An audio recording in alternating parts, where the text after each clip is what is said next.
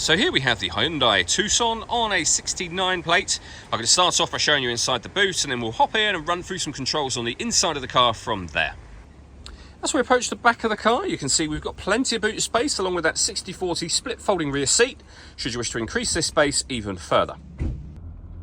Okay, now that we're inside the car, we're going to start with the dials. On the left-hand side, we have the rev counter and coolant temperature gauge, and on the right-hand side, the speedometer and fuel gauge. In the middle, you can see the total miles for the car. They are 25,719. Above that, we have a digital readout for the speedometer. You can change that information by using a button on the steering wheel. You can also change through to various other menus as well, and the buttons I was using are just here. Over on the left-hand side, we have stereo and phone controls for the car. You'll only be able to use the phone controls once you pair the phone up to the vehicle, and that is done over on the touchscreen just here. If you hit all menus, you'll be able to see that phone is an option up in that top left-hand corner there. If you want to listen to your music, you've got the radio, of course. This car's got DAB, FM, and AM radio. You can go back a step from here. If you want to listen to your own music, you would hit this. It's greyed out at the moment because nothing is connected. You can connect up an auxiliary device, a USB device as well. You can also stream your music wirelessly via Bluetooth audio once your phone is paired.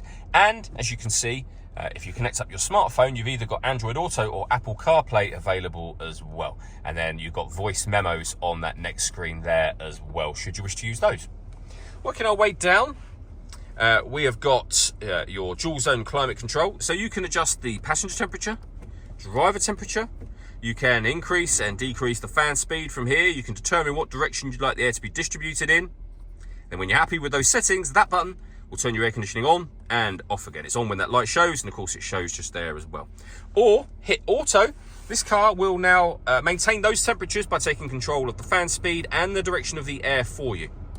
Manually overriding that will put it back onto your own setting. You see auto has now gone off. Below that, we have two 12-volt charging sockets. We have the auxiliary and USB inputs. We can turn off our stop and start. This car is designed to cut out when it's stationary in traffic to save you fuel. That system is turned off when that light shows, and you can turn on your downhill brake control from there as well. We also then have a 5-speed manual gearbox. If I put the vehicle into reverse, you'll also then see we have a full-color reversing camera as well.